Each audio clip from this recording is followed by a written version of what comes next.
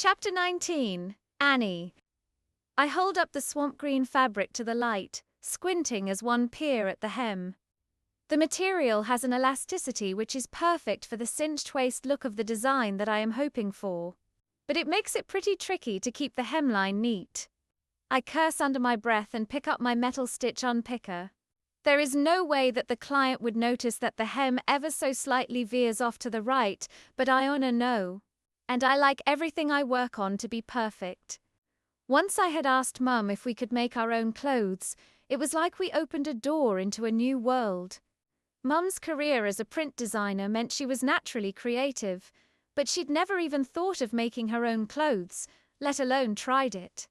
But all it took was several Saturday afternoons poring over books in the library, rewinding clips of television shows and picking the brain of Esme, the woman who ran our local fabric shop, and we were hooked.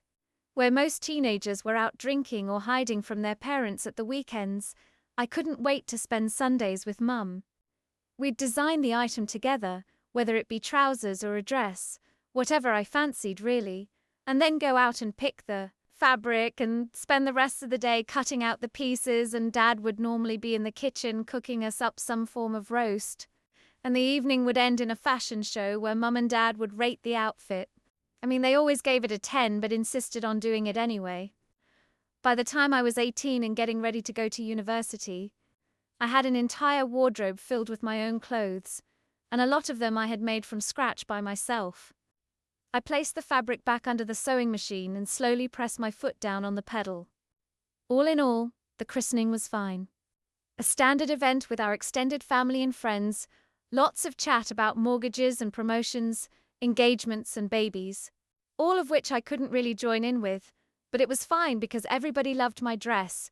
I ended up wearing a dress I'd made last year and kept asking where it was from, which made Mum prouder than she'd be if I announced that I was closing on a 6-figure townhouse in Camden, was about to start my new position as managing director at the Bank of London, and was pregnant with triplets with my gorgeous, highly successful husband. I got back home to Clapham about 3 hours ago, and have been glued to my sewing machine ever since. I hear a half-hearted knock at my bedroom door as it creaks open, but I keep my eyes firmly fixed on my heme. I will not mess this up again. I brought you a tea. In my peripheral vision, I see Penny sit down 2 cups of tea on my bedside table.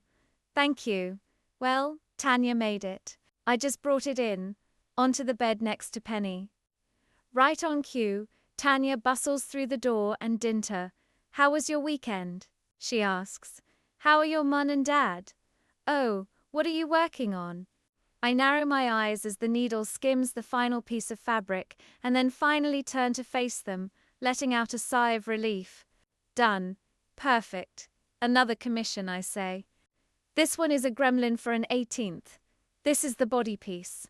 I hold it up so they can see, and Tanya reaches forward, fingering the fabric. It's beautiful, I love it, thank you.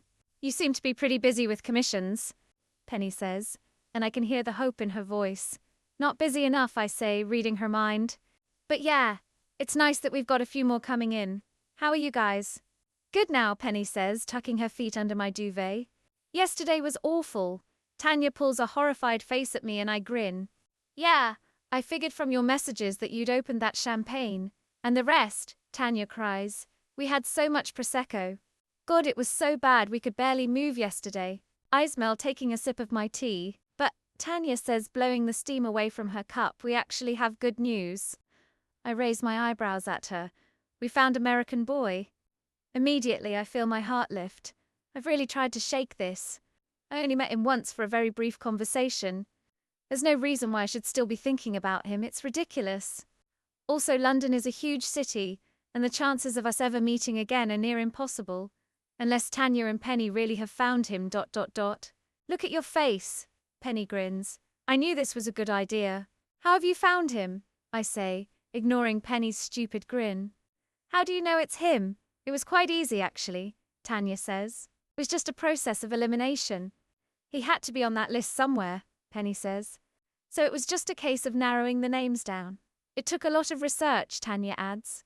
We thoroughly looked through all of their Instagram profiles. Didn't message any of them, did you? No, they both say in unison, their expressions serious. Okay, I say, turning round on my chair to face them. Show me.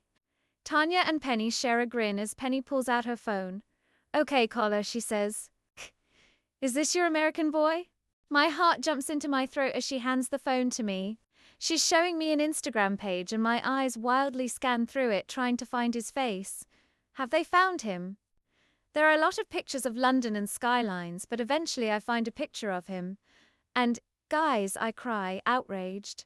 I don't think this guy is single, and I also don't think he's into women. It's a picture of a tall blonde guy. He's wearing a sequined unitard and is kissing the man next to him, fully on the lips. Well, we thought that at first, Penny says, as though it's no big deal at all, but he was the only American guy we could find. He wasn't even on the guest list. He was tagged in a picture from the night, and we thought he could be bisexual, Tanya says quickly, desperate to keep the fantasy alive. He's American, it says so in his profile. I scroll through the pictures. He's definitely not bisexual. How do you know that? Penny arches an eyebrow at me. You're just making an assumption based on his photos. No, I say, turning the phone to face them. I'm making an assumption based on the I'm gay, I'm great, I'm gorgeous t-shirt he's wearing. Oh, Tanya bites her lip. We didn't see that. I roll my eyes, but I can't help but laugh. You got me then, I say. For a second I really thought you'd found him. We looked through every guy on the list, Tanya says earnestly. It took us hours. I feel a pang of guilt. Well, thank you. I guess he has just... Or maybe you imagined him, Penny says helpfully, and... I give her a look. I'm not that desperate. Yet shut up. I know what will cheer you up, Tanya says. They're hosting another speed dating session down at the Clapham Arms next Saturday. Penny groans. That's not fair. I want to go. I smile. Speed dating has become a bit of a weird tradition between the three of us. We first went at university when we were all still single. Tanya had been unceremoniously dumped by some loser called Ewan, and Penny found a local speed dating session that same night. We got pissed and decided to go, and it turned out to be one of the funniest nights of the year. We all put on different accents and set ourselves stupid challenges. I had to see how many times I could say the word peacock, and Penny had to convince everyone that she thought she was a real wizard. By the end of it, Tanya could barely remember Yuan's name. Can't you come and just make up a persona? I ask. Penny scrunches her nose. That feels a bit unethical. Or, Tanya says, her eyes wide, why don't you and Mike go and you can pretend you don't know each other and then, sexily meet at the end?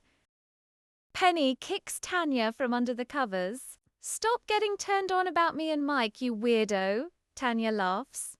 Well, I'm definitely going. Annie? Yeah, I grin. Count me in.